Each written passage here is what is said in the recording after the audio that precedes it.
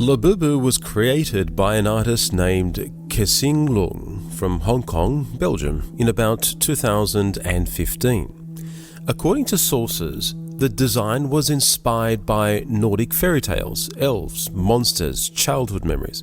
The company behind the toy is PopMart, based in China and Hong Kong, which turned Labubu into collectible dolls, plushies, key charms, and so on. Because the design was unusual, cute, but a little scary, big eyes, pointed teeth, odd ears, many people liked it. It became popular among teenagers, adults, and collectors. Its strange, cute look made it stand out. So far, nothing supernatural, just a toy. Then, something interesting happened. As Labubu grew in popularity, more and more stories began to circulate. These weren't about, oh, this is a nice toy, but about, is this toy safe? Is it just a toy or something more? Some videos claimed that after owning such a doll, people felt bad luck, negative energy, weird dreams. There have been numerous social media posts, blogs, and forum threads in which owners of Labubu dolls report strange experiences after acquiring the toy. These experiences include prolonged bad luck, a general sense of negative or dark energy around the home, and particularly vivid or unsettling dreams. Some users say that after they brought the doll into their home, seemingly unrelated misfortunes began stacking up. Illness of family members, unexplained falls or accidents, things going missing, or just a heavy feeling in the room. For example, one story tells of a user whose father-in-law fell ill, then the husband, then the user herself. She attributed this sequence to the doll's bad energy. Some describe physical sensations of being watched, or the doll appearing in a place they did not leave it.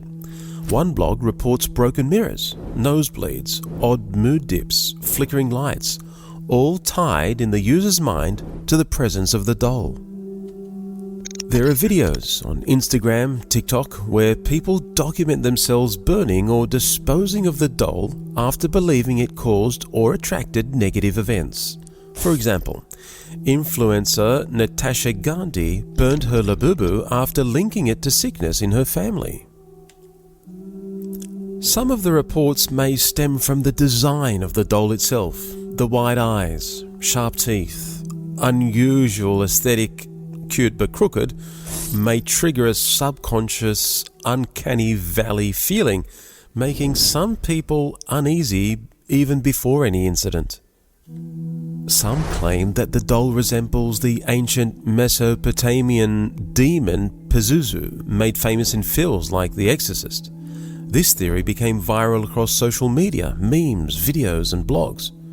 Pazuzu is a figure from Assyrian or Babylonian mythology, often depicted with a fierce bird-lion-serpent hybrid form, wings, talons, serpent body, associated with winds, locusts, plague, and the unborn. Many social media posts compared Labubu's wide-eyed, toothy grin, pointy ears, odd silhouette with Pazuzu's terrifying imagery. One viral TikTok video placed Labubu side by side with an AI-generated Pazuzu image and warned viewers of demonic energy. The third key point is about how Labubu is sold. A blind box model. You pay, you open, you don't know which version you'll get. And the collector mania frantic secondary market around it. Many critics say this creates unhealthy behavior, akin to gambling, or causes financial or psychological harm. Some adult collectors admitted spending thousands of dollars chasing rare editions. Glamour's article says some spent $2,000 to $3,000 a month. The Guardian article cites buyers likening the model to gambling, with Buyers Guild $1,300 on trash. The business impact? PopMart's financials rose dramatically due to this model.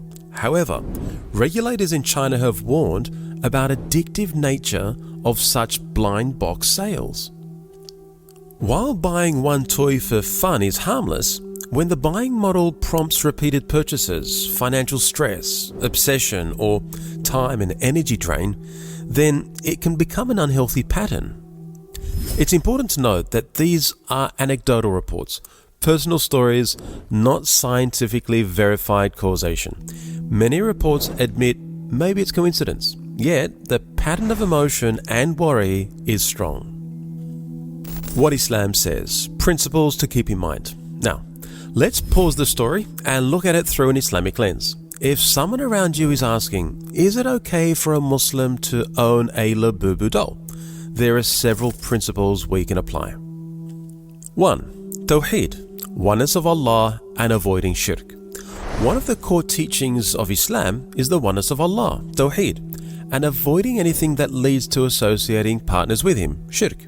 So, if a toy or object is believed to have supernatural power, or we worship it or fear it wrongly, that raises concern.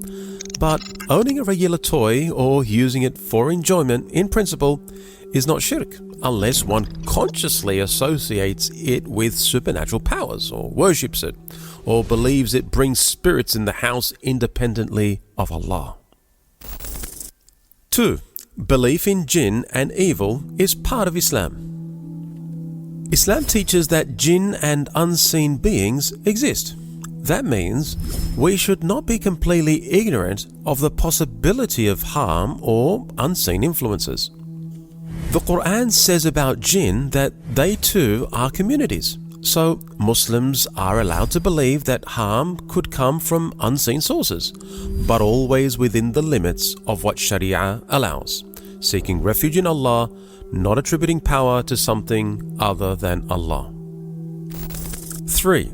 Evidence and reason matter.